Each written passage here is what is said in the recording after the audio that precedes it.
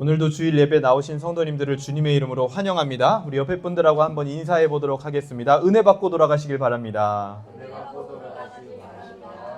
또 반대편에 있는 분들에게 한번 인사해 볼까요? 말씀을 잘 들으시길 바랍니다. 지난주에 우리는 출애굽기 17장 말씀을 불신의 시작과 끝이라는 제목으로 함께 나누었습니다. 한 주 동안 내 연약함보다 하나님의 동행하심이 더 강력하다라는 복음적 지식을 가지고 사는 한 주가 되셨는지요? 오늘은 출애굽기 18장 말씀을 고난은 가불기입니다 라는 제목으로 한번 나누어 보려고 합니다. 우리 한번 따라해 볼까요? 고난은 가불기입니다. 여러분, 가불기라는 말이 어떤 뜻인지 아시나요? 혹시 아시는 분? 한 명도 없습니다. 이게 뭐 사자성어나 어려운 용어가 아니고 그냥 요즘 어린 아이들이 쓰는, 그리고 젊은 사람들이 쓰는 신조어입니다. 신조어. 그래서 네이버에 치면은요, 뭐 아직 국어사전에 등재된 말도 아닌데 그냥 줄임말이에요. 줄임말. 이 가불기라는 말이 뭐냐면 가드가 뭐죠? 막는 거죠. 막는 거. 그렇죠? 불가능하다. 기는 뭐냐? 기술이라는 뜻이에요. 그래서 합치면 뭐예요? 가드가 불가능한 기술이라는 겁니다. 어떤 기술이 있는데 그거는요, 막아도 소용없는 기술이 있다라는 거예요. 보통 뭘까요? 소위 말하는 우리가 오락이나 게임 같은 데서 보면 필살기라고도 하죠. 마지막 나의 어떤 최후의 어떤 내보일 수 있는 기술들, 그런 것들을 일컬어 가불기, 가드가 불가능한 기술이다 라는 신조어라는 거죠. 근데 무엇이 가불기라고요? 고난이 가불기다 라는 겁니다. 그래서 오늘 말씀의 핵심은 첫 번째 고난입니다. 고난. 오늘의 키워드 고난. 두 번째는 간증입니다. 그리고 세 번째는 공동체예요.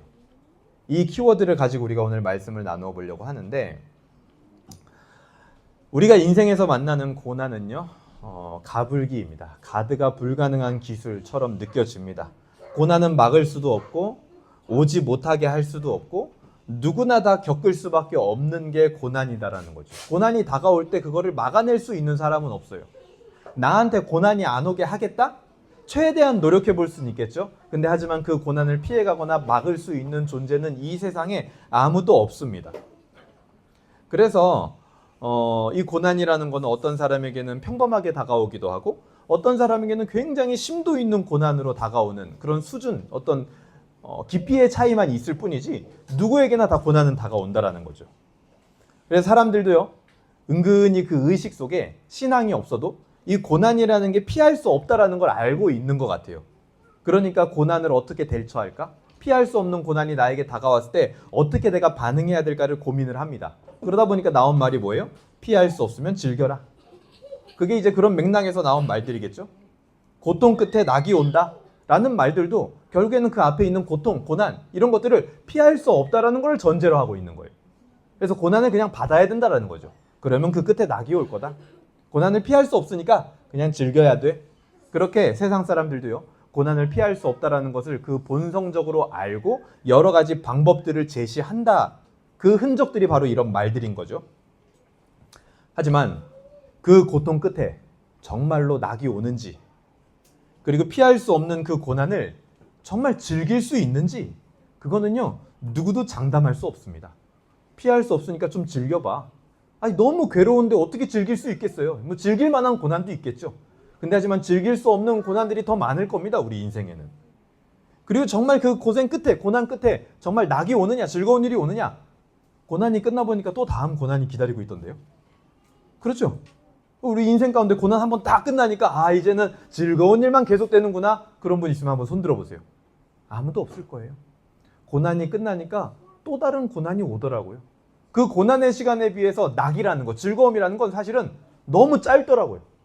우리가 학교에서도 옛날에 공부할 때 수업을 몇 분 합니까, 보통? 50분 정도 하죠? 쉬는 시간은 몇 분? 10분. 쉬는 시간이 있을 거야. 10분 지나면 또 수업 시간이에요. 고난은 그와 같은 거예요. 끝나질 않아요. 고난이 옵니다. 끝에는 잘 되겠지. 잘 되는 일이 있어요. 즐거워요. 근데 그 뒤에 또다시 고난이 온다라는 거예요. 이처럼 고난이라는 거는 우리 인생에 누구에게나 있고, 그리고 또 그것을 막을 수 있는 존재는 없다.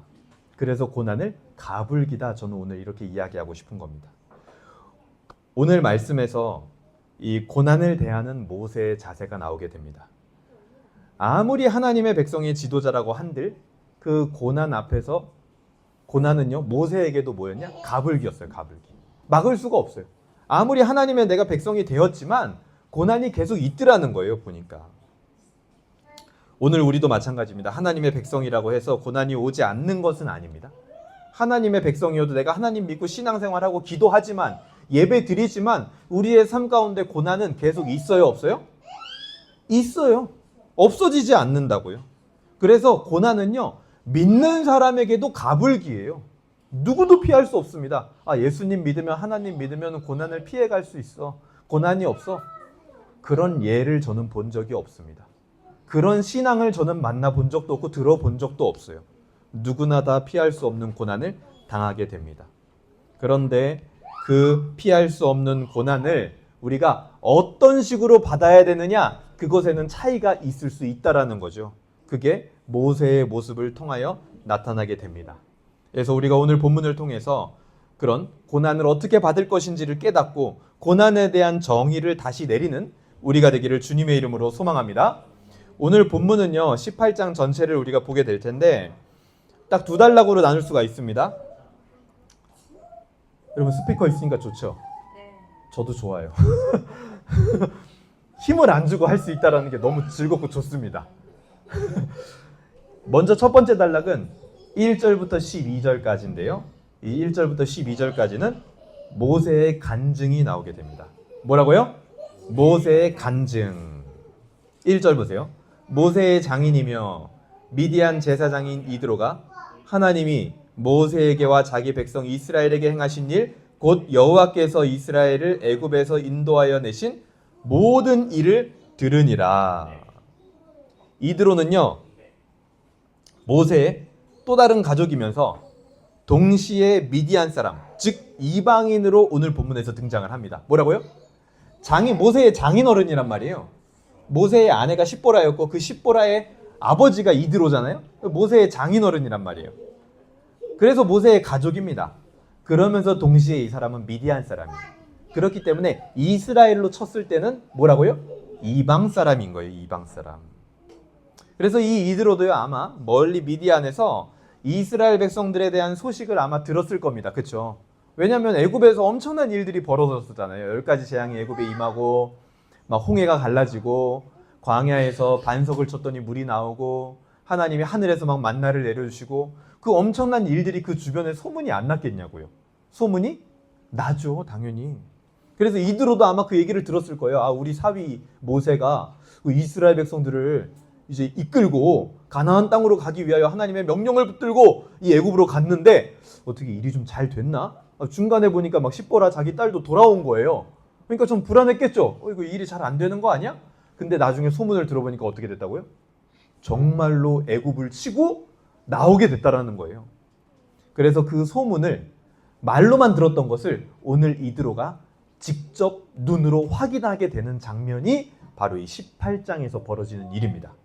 2절 보세요. 2절.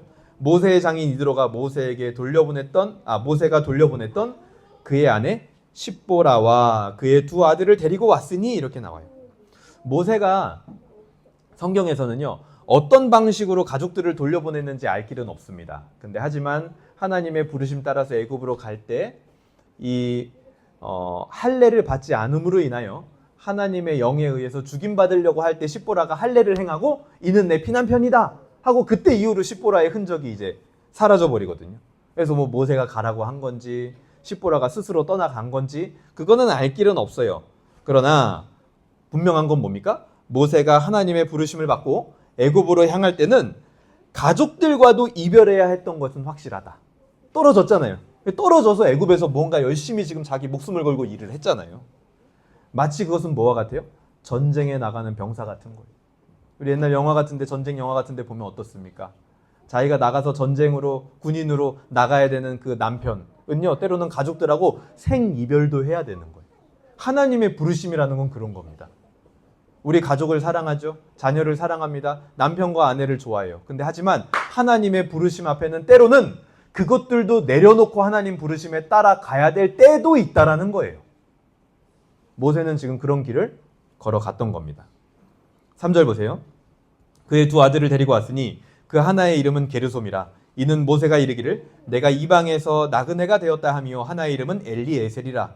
이는 내 아버지의 하나님이 나를 도우사 바로의 칼에서 구원하셨다 함이더라. 이전에는요 게르솜 첫째만 소개가 됐었습니다. 근데 오늘은 둘째 엘리에셀까지 소개가 되는데요. 엘리에셀의 이름이 뭡니까? 하나님은 나의 도움이시다. 나의 하나님은 도움이시다. 이런 이름의 뜻을 가지고 있습니다. 그러니까 모세는요 이 엘리에셀이라는 그 아들 그 자체가 바로 모세의 살아있는 간증이 되는 거예요. 아, 바로의 칼에서 하나님이 나를 구원해 내셨지. 특정 어떤 사건인지는 우리가 알기 어려워요. 모세가 애굽의 왕자로 있을 때 애굽 사람을 쳐 죽이고 미디안으로 도망을 가서 거기서 양치는 삶을 살면서 아 그래도 내가 죽지 않게 한 거 하나님의 은혜지 그거였는지 아니면 뭔가 10가지 재앙을 겪으면서인지 여러 가지 어떤 다른 일들일 수 있겠죠. 근데 어쨌든 모세는 아들의 이름을 어떻게 지었다고요? 나의 하나님은 도움이시다. 그 아들 자체가 모세에게는 살아있는 간증이 되는 겁니다. 간증. 그리고 5절에서 6절을 한번 보겠습니다. 모세의 장인 이드로가 모세의 아들들과 그의 아내와 더불어 광야에 들어와 모세에게 이르니 곧 모세가 하나님의 산에 진친 곳이라.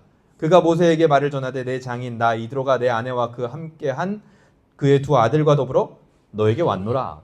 여기서 이제 하나님의 산에 왔다고 얘기를 합니다. 근데 하나님의 산은요 보통 신의 산을 의미해요. 신의 산. 근데 지금 여기서 아직 이스라엘이 신의 산에 도착을 안 했거든요. 그러면은 요 하나님의 산이라는 건 뭐냐? 신의 산 근방에 그 가까운 땅을 다 일컬어서 그냥 하나님의 산이다 이렇게 표현이 나오고 있는 겁니다. 그렇게 드디어 오랜만에 모세가요 자기의 가족들 십보라와 두 아들 그리고 장인 이드로를 만나게 됩니다. 그래서 그 장인 이드로를 만나서 모세가 무엇을 처음 하는지 이게 굉장히 중요해요. 8절 보세요. 모세가 여호와께서 이스라엘을 위하여 같이 읽어볼게요. 여기서부터 시작. 바로와 애굽 사람에게 행하신 모든 일과 길에서 그들이 당한 모든 고난과 여호와께서 그들을 구원하신 일을 다 그 장인에게 말하매. 모세가 지금 뭐 하고 있는 거예요? 지금까지 있었던 일을 간증하는 겁니다. 은혜 받은 사람은요 이렇게 모세처럼 말해요. 자기가 은혜 받은 걸 말합니다. 교회 다니는 게 즐겁고 행복한 사람은 내가 교회 다니는 걸 말합니다. 복음이 즐겁고 행복한 사람은요 복음에서 깨달은 원리들을 말할 수밖에 없어요. 모세가 자기의 은혜를 말하는 것처럼 간증하는 것처럼. 그리고 모세는 그 간증에서 무엇을 언급합니까? 그들이 당한 모든 고난을 언급한다라는 거예요. 하나님의 엄청난 능력에 의해서 애굽에서 나오게 된 구원받게 된 이스라엘 백성들에게도 뭐가 있었다? 고난이 있었다. 그들이라고 해서 고난을 피할 수 있었다 없었다? 없었다. 그들에게도 고난은 다가왔다라는 거예요. 그런데 모세가 이 고난을 언급하면서 이드로에게 어떤 방식으로 말하는지를 보세요. 모세는요 절대 고난을 핵심으로 이드로에게 간증하지 않습니다. 내가 이렇게 고생했어. 내가 이렇게 힘든 시간을 거쳐왔어. 그게 모세의 핵심이 아니에요. 모세는 그 고난 중에서도 여호와께서 어떻게 행하셨는지, 그 고난 중에서도 여호와께서 어떻게 구원하셨는지 하나님을 높이기 위하여서 고난을 이야기합니다. 모세에게 있어서 고난은요 하나님을 높이기 위한 도구로서 정리되고 있는 것입니다. 아무 의미 없이 겪는 그냥 그저 그런 고난들과는 질적으로 다른 고난이 되는 거예요. 이 간증으로 말미암아서. 하나님의 백성이 되고 하나님의 보호하심으로 인도를 따라갈 때 고난이 없어졌나요? 그렇지 않아요. 여러 번 말씀드립니다. 고난이 있습니다. 항상 고난은요 이스라엘과 가장 가까운 곳에 있었어요. 지금까지도 그래왔고 지금도 그렇고요. 앞으로도 그럴 겁니다. 과거에도 생각해 보세요. 이스라엘은요 애굽에서요 굉장히 노예로서 과도한 노역을 부과받으면서 고통스러웠습니다. 고난을 겪었어요. 지금도 하나님의 백성이 되었지만 광야에서 여전히 물이 없음으로 인하여 떡이 없음으로 인하여 고기가 없음으로 인하여 고난을 받고 있습니다. 앞으로 가나안 땅 들어가면 어떻게 될까요? 아, 거기는 이제 고난이 없을까요? 아니요. 가나안 땅에서도 이방 민족으로 말미암아 고난은 계속 계속 이스라엘을 따라다닐 겁니다. 여러분들에게 말씀드립니다. 여러분 지금까지 고난 받아왔죠? 하나님 믿는데도 고난이 계속 반복되죠? 죄송합니다. 앞으로도 고난은 계속될 거예요. 앞으로 여러분 삶의 고난은 끝나지 않을 겁니다. 계속 있을 거예요. 그런데 모세의 간증을 보라고요. 모세의 간증은 그 계속 있는 고난을 다르게 만들고 있습니다. 이전에 애굽에서 이스라엘이 겪은 고난은요, 무의미한 고난이에요. 그냥 먹고 살기 위하여 땀 흘리고, 그냥 괴로워하고, 일이 많아서 싫고 짜증내고, 그냥 그런 고난에 불과했습니다. 이스라엘이 과거에 받았던 고난은요. 하지만 하나님의 백성으로서 겪는 고난은 오늘 모세가 하고 있는 것처럼 하나님을 높이는 고난이 된다는 거예요. 완전히 질적으로 다른 고난이 되는 겁니다. 11절 보세요. 11절. 그 이야기, 모세의 간증을 듣고 이드로, 장인 이드로의 입에서 어떤 말이 터져 나오냐. 11절입니다. 이제 내가 알았도다. 여호와는 모든 신보다 크심으로 이스라엘에게 교만하게 행하는 그들을 이기셨도다. 이드로가 뭐라고 고백해요? 이제 내가 알았다. 모세의 간증이 이드로로 하여금 어떻게 한 거예요? 하나님을 알게 한 겁니다. 이드로는요, 모세의 장인이고 가족이면서 동시에 뭐라고요? 미디안 사람 이방인이라고 했죠. 모세의 간증이 지금 이방인이었던 이드로, 그 이방인을 하나님을 알게 했다라는 거예요. 하나님을 알게 하는 간증이었다라는 거예요. 무엇을 들려줄 때? 질적으로 다른 고난이라는 것을 들려줄 때 하나님을 알게 됐다라는 겁니다. 이드로의 고백이요, 여기서 멈추지 않아요. 12절 보세요. 같이 한번 읽어볼까요? 12절 시작. 모세의 장인 이드로가 번제물과 희생제물들을 하나님께 가져오매 아론과 이스라엘 모든 장로가 와서 모세의 장인과 함께 하나님 앞에서 떡을 먹으니라. 내가 여호와를 알았다. 드디어 내가 알았다. 이거에서 더 나갑니다. 뭐라 그래요 지금? 백성들이 하나님 앞에 드렸던 그 제사를 이드로도 함께 참여하게 돼요. 제사로 연결돼요. 이드로가 하나님을 알았다라는 고백이 거기서 끝나지 않고 제사를 드리는 데까지 나아갑니다. 그리고 그 열매가요, 이 모세가 한 간증, 고난에 대한 그 간증의 열매가 하나님을 고백하게 하고 제사를 드리게 하고 더 뻗어나가요. 어디까지 뻗어나가는지 상상하지도 못할 정도입니다. 이드로를 통해서 모세와 이스라엘의 모든 장로들이 무엇을 먹게 됐다고요? 떡을 먹게 되었다. 이렇게 얘기를 합니다. 여러분 여기 이 떡이 무슨 떡입니까? 이거 그냥 보통 떡이 아니에요, 여러분. 왜냐면 이스라엘 백성들이 출애굽하고 나서 광야에서 제일 처음 불평했던 게 뭐예요? 떡 먹고 싶다. 애굽의 그 고깃가마 곁에서 먹었던 고기와 떡, 물 이런 거 먹고 싶다. 막 그것 때문에 엄청 불평했단 말이에요. 근데 여기 지금 이드로가 그걸 가져왔어. 얼마나 그 별미였을까요? 나중에 민수기에 보면요, 하나님의 내려주신 만나도 이스라엘 백성들은요 불평합니다. 처음에는 꿀 섞은 과자 맛 같더라, 조청 육아 같더라, 꿀 꽈배기 같더라 이랬어요. 근데 나중에는 뭐라 그래요? 기름진 이거 이래요. 이 기름진 거 어우 느끼해. 여러분 아무리 맛있는 과자도요 맨날 먹어봐요, 질립니다. 여러분 좋아하는 음식 있으시죠? 난 이거 뭐 하루에 삼시세끼 먹어도 질리지 않아. 한국 사람의 소울푸드 라면. 어떤 사람은 라면만 몇십 년 먹는 사람도 있더라고요. 근데 우리 일반 사람이 라면을요 일주일 동안 먹어봐요, 여러분. 질립니다. 질려. 냄새도 맡기 싫어요. 이스라엘 백성들이 나중에요 만나에 대해서 그렇게 불평불만합니다. 그런데 모세의 장인 이드로가 여기서 뭘 가져왔다고요? 떡을 가져왔다. 야, 그게 얼마나 이스라엘 백성들 마음에, 이 장로들의 마음에, 모세의 마음에 위로가 됐겠냐고요. 그게 비록 떡밖에 안 되지만.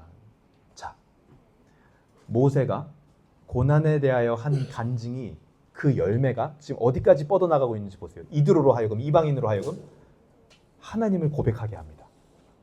두 번째, 제사를 드리는 데까지 나아가게 합니다. 세 번째, 이제는 이드로가 하나님을 고백하고 제사 드리는 걸 넘어서 이스라엘 백성들을 대접하는 일까지 나와요. 거기까지 지금 모세의 간증의 열매가 뻗어져 가고 있는 겁니다. 그러니까 요 장면을 여러분 잘 기억해야 되는데 왜 그러냐면 이제 19장, 출애굽기 19장에서 하나님과 이스라엘 백성들 사이에 본격적으로 시내산 언약이라는 걸 맺습니다. 이제 제사장 나라로서의 언약이에요. 하나님과 이방 나라 사이에 너희가 제사장 나라의 역할, 다리 역할을 좀 해달라. 그래서 선교 국가로 이스라엘을 세우는 게 출애굽기 19장에 나오거든요. 아직은 언약을 맺기 전이에요. 그런데 그 언약을 맺기 전에 너희가 그 제사장 나라의 역할을 감당하면 어떤 식으로 살 수 있는지를 단편적으로 보여주는 게 이 18장의 사건입니다. 제사장 나라로서 하나님과 이방 나라 사이의 다리 역할을 감당하면 이드로가 준비한 떡을 먹는 그 방식, 먹고 사는 방식이 있다라는 거예요. 제사장 나라로서 간증만 해도, 고난의 의미를 잘 설명만 해도 먹고 사는 방식이 있다라는 것을 오늘 이 사건이 단편적으로 보여주고 있는 겁니다. 그러니까 앞으로 이스라엘 백성들이 먹고 사는 방식은 이거예요. 무슨 일을 하든지 내가 그냥 입에 풀칠하려고, 그냥 먹고 살려고 하는 일이 아니에요. 복음의 통로가 되기 위하여 살았더니, 내 직장에서, 내 학교에서, 내 사업장에서 그렇게 살았더니 하나님 방식대로 먹고 사는 방식이 있더라니까요.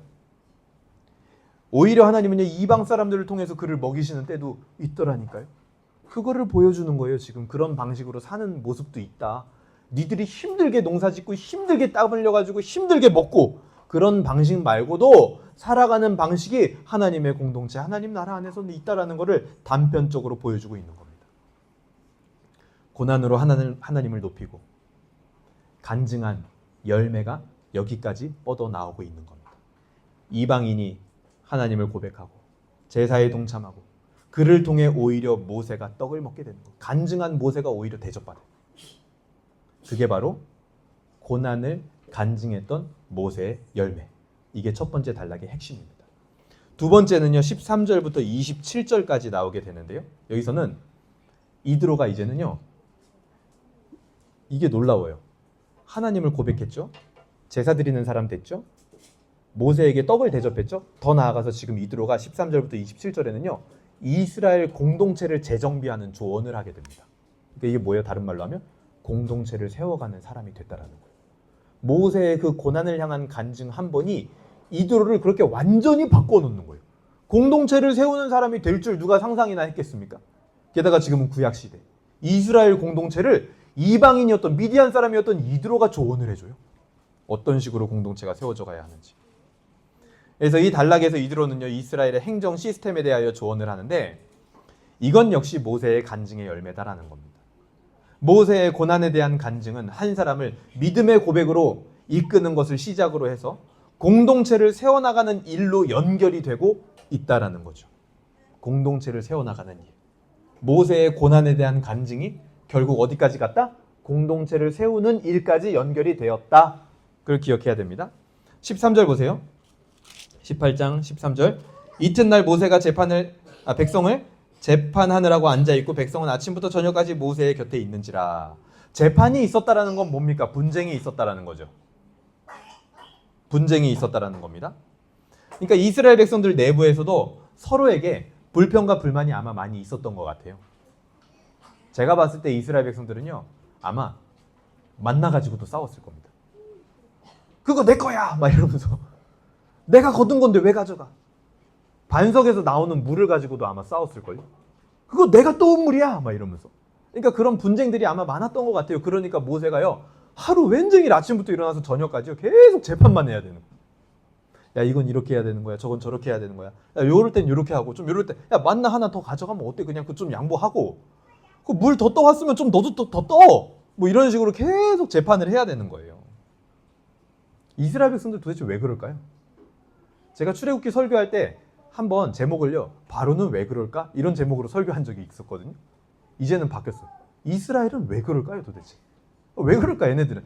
그러니까 은혜를 줘도, 만나를 줘도, 물을 줘도 그거 가지고도 싸워, 서로. 왜 그럴까요? 자, 보세요. 그들 안에도 모세가 만난 것처럼 당연히 이스라엘 공동체니까 이스라엘 백성들도 고난을 만났을 겁니다. 그렇죠? 광야에서. 그런데 그것의 의미를 보지 못하고 있기 때문에 서로 싸울 수밖에 없는 거예요. 자, 보세요. 고난의 의미를 모르니까 간증할 게 없습니다. 간증할 게 없으니까 하나님을 높일 수도 없어요. 그러니까 남는 에너지로 뭘 할까요? 싸우는 거예요. 교회 안에 왜 다툼과 분열이 생기는지 아세요, 여러분? 그냥 정말 단순하게 말해서 전도와 선교를 하지 않으면 교회는 싸웁니다. 왜요? 우리가 예배 때 은혜 받는다니까요? 영적인 에너지가 충만해져요. 그럼 그걸 가지고 나가서 하나님을 높이는 데 에너지를 써야 된단 말이에요. 근데 안 써요? 그건 남는 에너지로 뭐 할까요? 죄인된 인간들이 모인 곳에서 항상 싸움이 일어납니다. 그 에너지로 싸워요. 서로 박터지게 싸웁니다. 별거 아닌 거 비본질적인 문제를 가지고 막 하루 종일 회의를 합니다. 그리고 그거 가지고 마음 상하고 갈라지고 그런 일이요. 교회 역사에서 계속 반복이 돼요. 가장 큰 사건이 중세시대 때 있었던 십자군 운동이에요. 초대교회 때요. 하나님이요. 교회들의 은혜를 엄청나게 많이 주셨어요. 로마의 박해 속에서도요. 교회는요. 계속 부흥했습니다. 은혜를 주셨죠. 지켜주셨어요. 그들을. 그런데 교회가 지상으로 올라오고 그 은혜를 전도와 선교에 쓰지 않으니 뭘 하냐? 십자군 운동 같은 이상한 운동을 일으키게 되는 거예요. 그래서 자기들끼리도 서로 죽이고 다른 사람들을 죽이는 일들을 저지르게 말게 된다는 겁니다. 교회의 역사가 증명해주고 있어요. 우리의 에너지가요. 선한 방향으로 순환되지 않으면요. 반드시 이스라엘 백성들처럼 서로 다투고 싸우고 재판할 일밖에 생기지는 않습니다. 고난의 의미를 모르니까. 간증할 수도 없는 거죠. 하나님을 높일 수도 없는 겁니다. 그런 상태입니다. 지금 이스라엘 백성들이. 계속 갑니다. 14절. 모세의 장인이 모세가 백성에게 행하는 모든 일들을 보고 이르되 내가 이 백성에게 행하는 일이 어찌 됨이냐 어찌하여 네가 홀로 앉아 있고 백성은 아침부터 저녁까지 네 곁에 섰느냐. 이드로가요 이제 모세의 상황을 딱 보니까 이건 아닌 거예요 지금. 이드로가 어떻게 그렇게 모세의 어떤 심정과 상황들을 딱 한 번 보고 알았을까요? 제가 봤을 때는 이드로가요 미디안 제사장 출신이거든요. 그러니까 약간 제사장 짬밥이 있는 거예요. 그래서 그 모세가 지금 하는 게 제사장 역할을 지금 감당을 하고 있거든요. 지금 선지자 역할도 하지만. 그러니까 얼마나 힘든지 지금 딱 보이는 거예요. 그래서 이드로가 딱 이제 조언을 해주려고 지금 맘 먹고 이야기를 하는 겁니다. 17장에서 모세를 누가 도왔어요? 아론과 훌이 도왔었죠. 모세가 팔을 올리고 있을 때 전쟁에 승리하고 팔이 떨어지니까 전쟁에 실패했단 말이에요. 그래서 아론과 훌이 한쪽 팔씩 자꾸 들어줬잖아요. 지금 여기서는 이드로가 모세를 돕게 되는 겁니다. 이드로가 모세를 돕게 된다는 게 굉장히 놀라운 일인 거예요. 왜냐하면 고난을 간증할 때 모세가 이드로가 자기를 돕게 될 거 상상 못했을 거란 말이에요. 우리도 마찬가지예요. 내 고난을 누군가에게 가서 나누고 간증을 할 때 상상치 못했던 인물들이 우리를 돕기 위하여 하나님의 부르심에 따라서 모이게 될 겁니다. 그런 사람을 만나게 될 거예요. 조건은 뭐예요? 고난을 간증할 때. 그리고 우리가 그들을 돕는 게 아니라 고난을 간증할 때는 어떻게 보면 전도와 선교의 의미니까 내가 그를 돕는다라고 생각하고 간증을 할 수도 있겠죠. 근데 시간이 좀만 지나보세요. 우리가 그들을 돕는 게 아니라 어느 순간 그들이 우리를 돕게 되는 날이 올 거라는 거예요. 이드로가 지금 모세를 돕고 있는 것처럼. 그래서 이 고난을 간증한다라는 것은 굉장히 중요한 일입니다. 이것을 하지 않으면 이스라엘 백성들처럼 서로 다투고 싸우게 돼요. 이것을 하면 이드로와 같은 사람을 만나게 될 겁니다. 15절 보세요. 모세가 그의 장인에게 대답하되 백성이 하나님께 물으려고 내게로 오미라.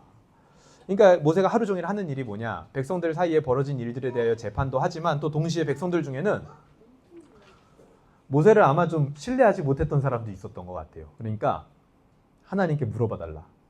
네가 막 말하지 말고 하나님 앞에 좀 물어봐달라 이런 사람들도 있었던 것 같아요. 근데 이 백성들의 심리가 참 웃기죠. 왜냐하면 불과 한두 장 전에만 해도 모세한테 뭐라 그랬냐면 너 막 물 있는데 우리 안 주는 거지. 우리 다 목말라 죽게 하려고 여기 광야로 데려나왔어 하고 모세한테 막 따졌거든요. 모세를 불신하고. 그런데 지금은 어떻게 하고 있어요? 모세한테 와서 재판을 받고 있어요. 이게 참 아이러니하고 재미있는 거예요. 하나님께 묻는다라는 것은 보통 구약에서 제사장들이나 선지자들이 감당했던 일입니다. 그런데 모세는 지금 그 일을 혼자 감당하고 있어요. 제사장과 선지자의 일을 혼자 감당하고 있으니 얼마나 무거운 일이 됐겠어요, 그게.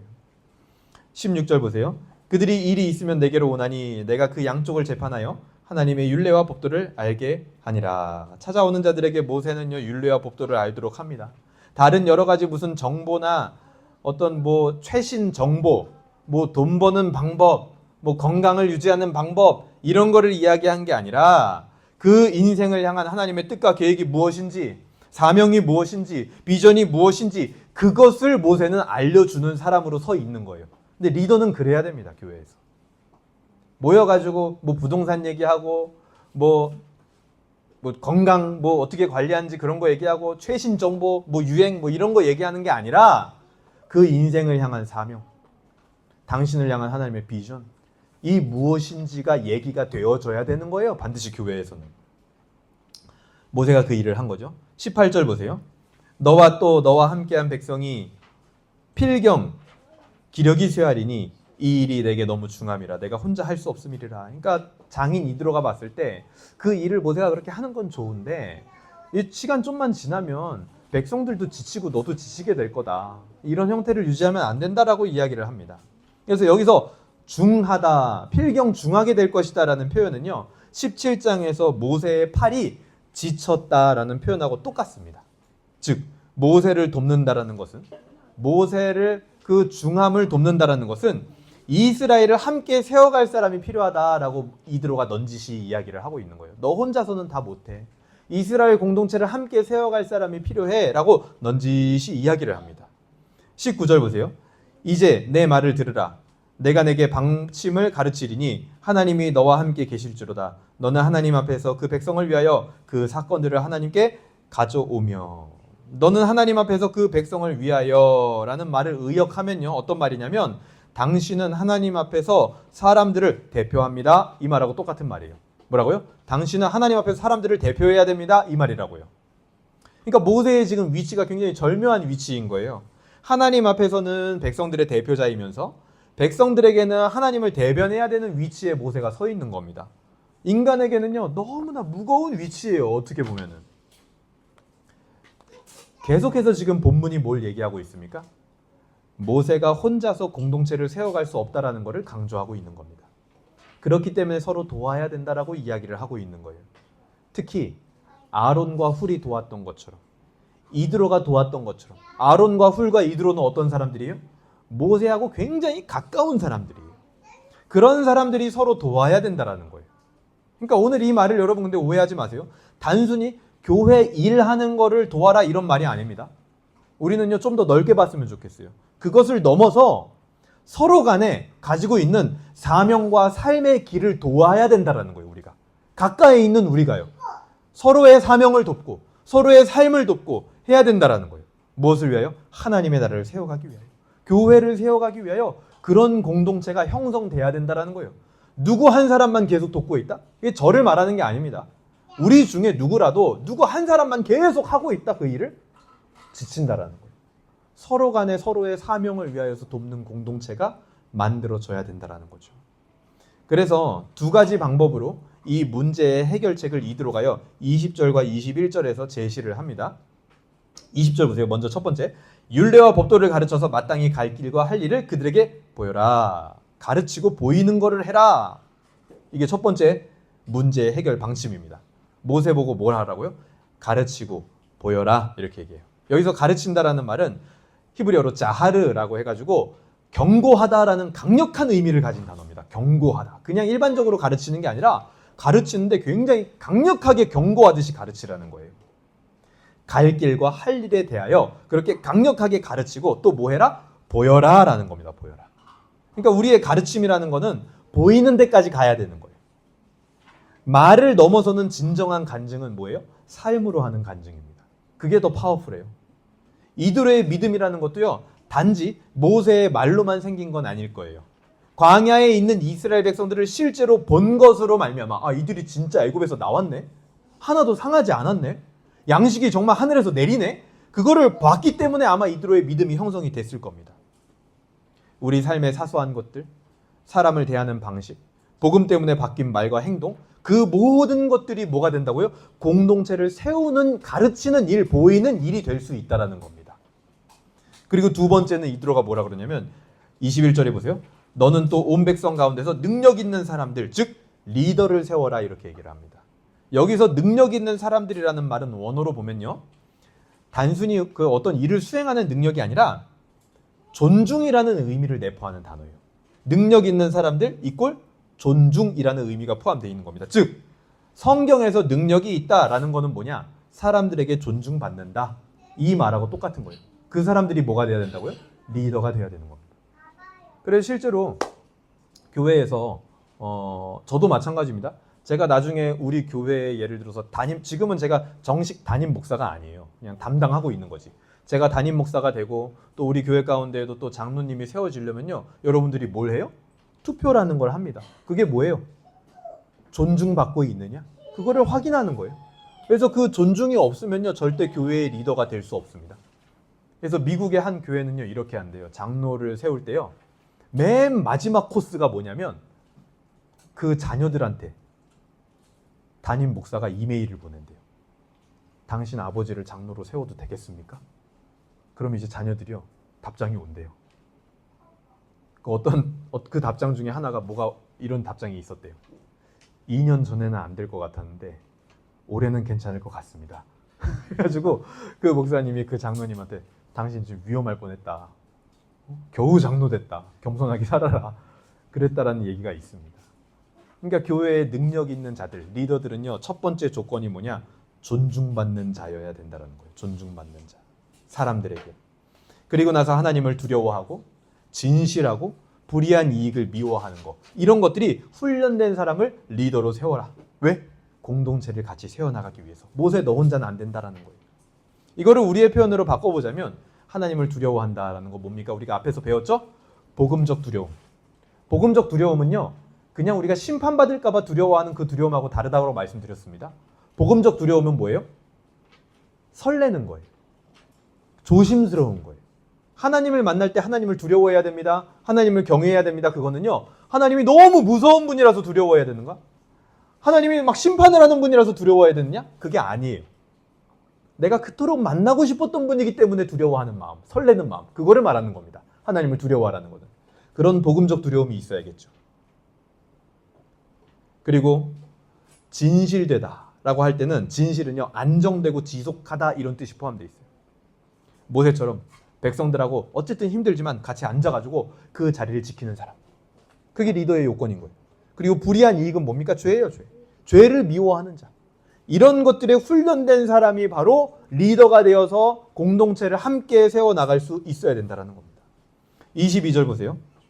같이 읽어볼까요? 22절 시작. 그들이 때를 따라 백성을 재판하게 하라. 큰 일은 모두 내게 가져갈 것이요 작은 일은 모두 그들이 스스로 재판할 것이니 그리하면 그들이 너와 함께 담당할 것인즉 일이 내게 쉬우리라. 여기서 담당한다라는 말이 들어 올리다라는 뜻인데 공동체를 세우는 모세의 무거운 짐을 함께 들어 올린다라는 거예요. 그들이 공동체를 세울 수 있게 된다라는 겁니다. 그렇게 하면 26절처럼 공동체가 형성이 돼요. 26절 보세요. 그들이 때를 따라 백성을 재판하되 어려운 일은 모세에게 가져오고 모든 작은 일은 스스로 재판하더라. 이스라엘의 공동체가 형태가 갖춰진 거죠. 여러분 다시 한번 방향을 잡습니다. 왜 이런 리더들이 세워져야 합니까? 이스라엘 공동체가 세워지기 위하여. 자, 그럼 하나 질문 드릴게요. 이스라엘 공동체가 왜 굳이 이런 형태로 잘 세워져야 될까요? 왜 이스라엘 공동체가 반드시 세워져야 돼요? 이렇게 잘? 하나님은요. 이스라엘 전체가 모세와 같이 되기를 원하시는 겁니다. 어떻게 해요? 모세처럼 의미 있는 고난을 택하고 그것을 간증하는 자들이 되기를 원하는 거예요. 그거를 위하여서 공동체를 만들어 놔야 된다는 거죠, 지금. 그런 공동체가 되기 위하여서 리더들이 세워져야 된다라고 이야기를 하는 겁니다. 그래서 하나님의 목표가 뭐예요? 이스라엘 전체가 제사장 나라가 되는 거. 고난을 그냥 고난으로 내버려 두지 않고 의미 있는 고난으로 하나님을 간증하는 민족이 되도록 하는 거. 그런 공동체가 되도록 하는 거. 그게 바로 하나님이 공동체를 세워가는 목적이라는 겁니다. 오늘 본문을 정리합니다. 첫 번째, 고난은요 항상 있는 것입니다. 여러분 고난 피할 수 없어요. 두 번째, 그래서 모세는요 그 고난으로 하나님을 높이는 데 사용을 했습니다. 그때 그의 고난은 의미 있는 고난이 되어지는 거예요. 세 번째, 그 고난에 대한 간증은 이드로라는 엄청난 열매를 맺게 되었습니다. 그리고 이제는 그런 모세의 고난에 대한 정신과 간증이 공동체로 확장되기 위하여서 리더들을 세워야 된다라고 오늘 본문은 이야기했습니다. 그래서 이제 이스라엘 전체가 하나님을 간증하는 기반이 갖춰지게 되는 겁니다. 이제 우리 얘기를 좀 해볼까요? 고난은요, 이스라엘에게 항상 있었던 것처럼 우리 곁에도 항상 있습니다. 그래서 때로는 하나님보다 고난이 가깝게 느껴질 때도 많다라는 거예요. 전도서의 기자가 말하는 바가 그거예요. 성경에 전도서라는 게 있거든요. 거기서 그 전도서를 쓴 사람이 뭐라 그러냐면 인간 세계의 실질적인 통치자는 죽음이다 이렇게 얘기를 해요. 왜냐하면 모두가 죽거든요. 아무도 그 죽음을 피해갈 수 있는 사람은 없거든요. 그리고 실제로 우리가 죽음을 봤거든요. 근데 뭐는 못 봤어요? 하나님은 못 봤어요. 죽음은 봤어요. 그러니까 인간은 필연적으로 죽음이라는 것에 더 큰 위압감을 느낀다라는 거예요. 고난이 그와 같다라는 거죠. 우리랑 너무 가까이 있다 보니까 더 많은 영향을 받게 된다라는 거예요. 이 고난이라는 요소에. 그래서 그 고난에서 벗어나기 위하여 이스라엘처럼 이전으로 돌아가려는 막 모습이 우리한테 나타날 때가 있습니다. 하지만 이스라엘을 생각해보면요, 그거는 아주 큰 착각이에요. 왜냐? 이스라엘이 애굽으로 돌아간다고 해서 그런 고난이 없어지나요? 아니요. 아까 처음에도 말했죠. 오히려 그때도 고난이 있었어요. 그 고난은요, 지금 광야에서 겪는 고난과 비교를 해보면 아무 의미도 없는 고난이었습니다. 그때는 오히려. 그럼에도 불구하고 사람은요, 지금 나에게 닥쳐온 그 고난 때문에 의미 없는 고난으로 돌아가려는 습성들이 나타난다라는 거예요, 종종. 왜 그럴까요? 과거에도 현재에도 미래에도 고난이 있다라는 것을 알지만 단지 지금 이 순간 당하는 고난을 회피하려고 한다라는 습성이 있다라는 거예요. 지금 단지 내가 이 고난을 피하고 싶어. 너무 힘들어. 이 고난을 내가 당하고 싶지 않아. 그러니까 때로는 의미 없는 고난이 있는 그때로 막 돌아가려는 어리석은 시도를 할 때가 있다라는 거죠. 지금의 불편함을 견디지 못하고 피하려 하는 마음 때문에 의미 없는 과거의 고난으로 돌아가는 그 길을 택할 때도 있다라는 겁니다. 여러분, 인정하셔야 돼요. 오늘 말씀을 듣고 고난은요, 가불기예요. 가드가 불가능합니다. 고난을 피하려는 것은 무모한 생각이고요. 피할 수 없어요, 절대로. 그건 속임수입니다. 야, 너희들 고난을 피할 수 있어? 그건 거짓말이에요. 속임수입니다. 성경 예언서에 수많은 선지자들이 그렇게 얘기했어요. 이스라엘 왕들한테. 고난을 피할 수 있어. 평안이야, 평안. 하지만 하나님의 선지자들은 얘기했죠. 고난은 피할 수 없습니다. 단지 여러분들을 과거에 의미 없는 그 고난으로 돌아가게 하려는 속임수라는 거예요. 그런 생각들은. 이 땅에 있는 모든 고난은 언제부터 시작이 됐습니까? 그것은 태초에 벌어진 일입니다. 태초에 아담에게는 하나님으로 말미암아 내려진 명령이 하나 있었어요. 그게 뭐냐면 경작해라라는 명령이었습니다. 아담이요, 선악과를 먹기 전에 일을 했을까요? 안 했을까요? 했어요. 선악과 먹기 전에 이미 하나님이 아담을 불러서 이 에덴을 경작해라, 다스려라 그렇게 얘기했습니다. 그때 그 경작은요, 아담에게 고난이 아니에요. 그저 하나님의 명령을 수행하는 즐거운 사명이었습니다. 그런데 하지만 어느 순간부터 그 경작하는 일은요, 하나님의 사명과는 무관하게 됐어요. 그저 땀 흘려서 먹고 사는 일에 불과한 일이 돼버렸습니다. 언제부터 그렇게 됐죠? 선악과를 먹고 난 뒤부터 그렇게 됐습니다. 죄를 범한 뒤에 그렇게 됐다라는 거예요. 그렇게 죄와 함께 이 고난이라는 것은 우리에게 뗄래야 뗄 수 없는 요소가 됐다라는 거예요. 그래서 그 뒤부터 아담에게는요, 경작하는 일들도요, 다 뭐냐? 고난이에요, 고난. 어려운 일인 거예요. 이거를 해야지만 그냥 그저 먹고 사는 그냥 그걸로 만족할 수 있는. 인간에게 고난은 계속 말씀드리지만 피할 수 없는, 가드가 불가능한 기술, 때리면 맞아야 하는 그런 무서운 것이 되어버렸다는 것입니다. 그 후로 인간은 스스로 고난을 극복해보거나 고난의 의미를 찾아보려고 여러 시도를 했습니다. 스스로 막 고난 가운데 들어가는 고행도 해보기도 하고, 아까 처음에 말씀드린 것처럼 피할 수 없으면 즐기라는 말도 만들어 보기도 하고, 어떤 방식이든지 최선을 다해서 고난과 불행을 피하기 위해서 도망쳐봤다는 거예요, 인간 역사 속에. 하지만 여전히 인간들은 고난의 아래에 있습니다. 어쩌면 인간의 역사 자체가 고난을 피하는 몸부림의 역사라고 볼 수도 있을 것 같아요. 고난을 피하기 위해서 살아가는 거예요. 사람들이 어떻게 보면. 내가 안 불행하려고. 내가 막 이상한 일 안 당하려고. 사고 안 당하려고 살아가는 사람들이 많이 있다라는 거예요. 우리는 어떻습니까? 고난 때문에 힘들어하고 있지는 않습니까? 고난이 없으면 좋겠다고 상상하고 있지는 않습니까? 내가 생각하는 안정감이 깨지고 고난이 찾아올까 봐 두려워하고 있지는 않습니까? 이 모든 것이 우리 안에 내재된 죄와 함께 들어온 고난에 대한 감각, 영적인 트라우마라는 거예요. 그래서 고난은 인간에게는 피할 수 없어요. 가불기예요. 맞고 괜찮을 인간은 하나도 없습니다. 익숙해지지 않은 아픔, 그게 바로 고난이에요. 그래서 지금 고난을 피하기 위한 길을 우리는 생각합니다. 과거의 의미 없는 고난으로 세상이 우리에게 돌아가라고 계속해서 유혹을 하죠. 그리고 그런 상상들을 해봅니다. 지금 이런 고난이 아니라 내가 이것만 피하면 차라리 예전의 모습으로 가면은 얼마나 좋을까. 거기에도 고난이 있음에도 불구하고 우리는 그런 생각들을 한다라는 거죠. 우리의 영혼을 그렇게 속여서 과거의 상태로 딱 되돌려 놓으면 우리 영혼을 방해하는 회방꾼들의 목표는 달성이 되는 거예요. 왜요? 지금 우리가 겪는 고난은 의미가 있는 고난이에요. 근데 과거의 고난은 의미 없는 고난이었습니다. 거기에다 우리 영혼을 갖다 놓기만 하면 된다고요. 그러면 간증할 게 없어져요. 더 이상 고난이 의미 있는 고난이 안 됩니다. 그게 바로 우리의 영혼을 방해하는 자들의 목적인 거예요. 목적. 우리의 이 컨디션과 이런 상황을 인식할 때 우리는 그 고난에서 우리를 꺼내줄 존재가 필요하다는 것을 느끼게 됩니다.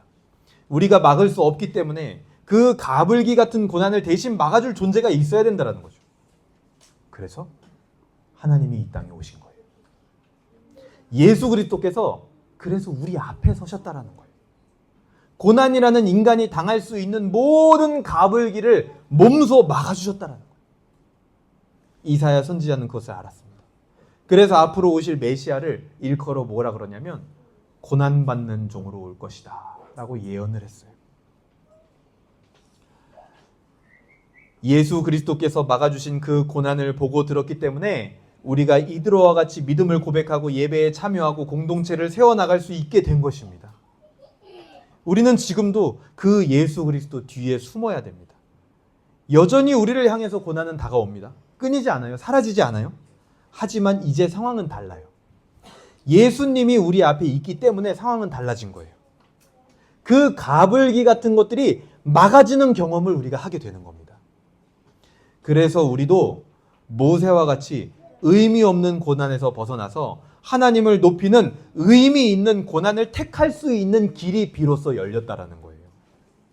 우리는 고난이라는 가불기를 그대로 맞는 사람들이 아니라 고난을 선택할 수 있는 사람들이 된 겁니다. 고난의 질을 선택할 수 있게 된 거예요. 과거에 의미 없는 고난을 반복하며 살 것인가? 광야에서 의미 있는 고난을 가지고 하나님을 높이고 간증하며 살 것인가? 어떤 종류의 고난이 있는지 우리는 선택할 수 있게 된 겁니다. 누구로 말미암아? 예수님으로 말미암아. 하나님을 높이는 의미 있는 고난으로 우리 삶의 페이지를 채워가는 것이 우리의 간증이 되기를 주님의 이름으로 소망합니다. 그리고 더 나아가서 주님은요, 우리가 그렇게 홀로 막 그런 일들을 수행하도록 하지 않으셨어요. 이스라엘이 조직이 갖춰진 것처럼 이 땅에 교회를 세우시고 이제는 교회를 통하여 우리 고난의 의미를 어떻게 해요? 함께 찾는 거예요. 함께 찾고 주님의 역사를 어떻게 해요? 함께 간증하고 다 함께 또 다른 이드로를 함께 만나고 그것을 위하여 교회를 이 땅에 세우셨다라는 거죠. 교회와 함께하고 교회를 세우는 일이 바로 의미 있는 고난을 택하는 길이 된다라는 것입니다. 오늘 말씀을 어떻게 적용할 수 있을까요? 여러분 일단 첫 번째로는 고난이 있다라는 것을 인정하시길 바랍니다. 그리고 그 고난에서 자꾸만 벗어나려는 헛된 시도를 하지 마세요. 오히려 벗어나려고 하면은 과거의 의미 없는 고난으로 가게 됩니다. 그러면 우리 영혼의 회방꾼들의 작전은 성공인 거예요. 다만 우리는 예수 그리스도로 말미암아 의미 있는 고난을 택할 수 있게 된 것에 감사할 수 있으면 좋겠습니다. 그래서 이번 한 주도 여러분 생각하세요. 고난이 여러분들에게 다가올 때 더 이상 이 고난은 나에게 가불기가 아니다. 왜? 예수님이 막아주셨으니까. 그러니까 우리는 이 고난을 피하려고 노력하지 않아도 되는 거예요. 두 번째 무엇을 적용할 수 있을까요? 고난이 가불기가 아니게 된 것은 이스라엘 백성들에게 모세가 하나님과 이스라엘 백성 사이에 중재자의 역할을 해준 것처럼 우리와 하나님 사이에 예수 그리스도께서 계시기 때문에, 우리와 고난 사이에 예수 그리스도께서 계시기 때문에 더 이상 고난이 가불기가 아니게 된 겁니다. 마찬가지. 우리도 그 예수님의 길을 따라서 우리가 그 고난과 어떤 사람 사이에 있어 주어야 할 그 사람이 누구인지 한번 생각해 보실 수 있으면 좋겠습니다. 그 행동이 우리의 간증이 될 겁니다. 어떤 면에서는 오늘 모세는요, 하나님과 이드로 사이에 서 있었던 거예요. 하나님과 이스라엘 백성들 사이에 서 있었던 겁니다. 고난과 우리 사이에 예수님이 서 있었던 것처럼 누군가는 고난 앞에서 좌절하고 있을 거예요. 그 사이에 우리가 서 있어 주자는 말입니다. 누가 있을지 한번 생각해 보세요. 마지막 세 번째로는 이스라엘의 이 조직의 형태, 천부장, 백부장, 50부장의 형태는요, 마가복음 6장 40절에 보면 예수님께서 이 오병이어를 먹이실 때 이스라엘 백성들이 100명씩 50명씩 앉아있는 모습을 마가복음에서 볼 수가 있습니다. 그리고 그들을 예수님께서는 어떻게 하시냐면 모두 다 배불리 먹여요. 그들의 줄이고 힘든 고난의 문제를 다 예수님이 해결해 주십니다. 그리고 그 주님의 역사를 누가 보고 있느냐? 제자들이 보고 있어요. 그래서 제자들이 이제는 나가서 그런 공동체를 만들어 갑니다. 그게 사도행전에 나오는 초대교회 공동체인 거예요.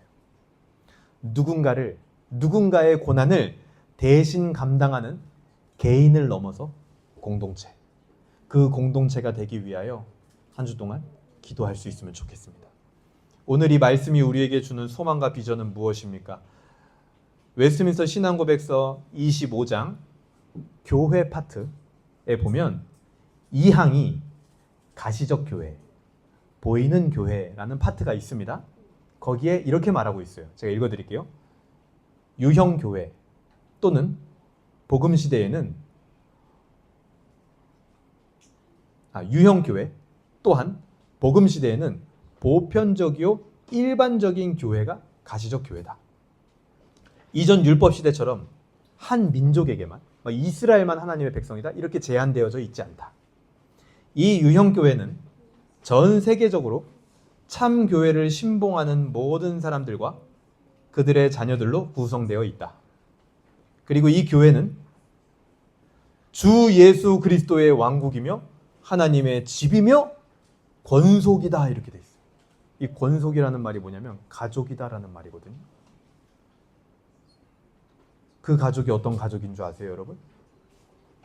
고난이라는 가불기가 통하지 않는 가족이에요. 여러분, 원래 가족은 닮는 거예요. 가불기가 통하지 않았던 예수 그리스도를 닮는 우리가 되기를 소망합니다. 그래서 마지막에 이렇게 말합니다.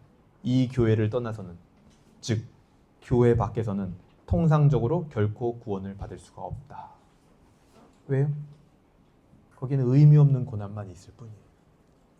교회 안에 바로 이 고난도 무색하게 만드는 예수 그리스도의 가족으로 초청하는 그 초청이 있기 때문이죠. 말씀을 정리하겠습니다. 고난은 언제나 우리 곁에 있습니다. 이 설교가 끝나고도요, 고난은 있을 거예요. 여러분, 여기서 예배 드리고 찬양하고 기도하고 교제하고 참 좋죠. 근데 내일 월요일부터는 또다시 우리의 고난이 시작이 될 겁니다. 하지만 주 예수 그리스도로 말미암아 우리는요, 이제 고난을 선택할 수 있는 자들이 됐어요. 같은 형태의 삶이 다가오지만 그것을 의미 있는 고난으로 받을 것이냐, 의미 없는 무의미한 고난으로 받을 것이냐, 그건 우리의 선택입니다. 그래서 이제 이전에는 가불기였던 그 고난이 더 이상 우리에게 가불기가 아니게 된다는 거예요. 우리는 의미 있는 고난, 예수 그리스도의 고난에 동참하는 자들이 됩니다. 그리고 그 고난에 대한 간증은 또 다른 이드로를 만나게 할 것이고, 우리의 고난을 함께 감당하며 함께 해석하는 교회를 결국에는 세우게 될 겁니다. 한 주도 고난이라는 가불기를 무효화시킨 예수 그리스도를 간증하는, 그 은혜를 간증하는 우리가 되길 주님의 이름으로 소망합니다. 아멘.